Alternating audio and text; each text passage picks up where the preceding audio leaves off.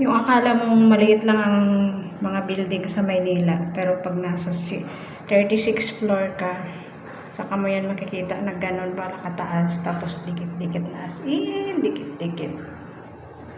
Diba? Ito, papuntang EDSA. Ayan.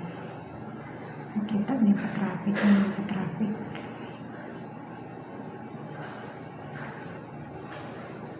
Oh, diba? Lalaki din ang mga building dito.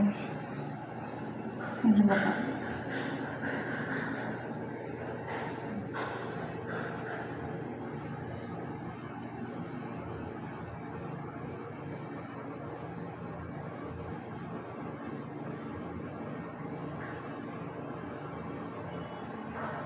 Takot to, umuuga. Kala ko nahihilo lang ako eh. Magalaw. Yun yung pinakamataas.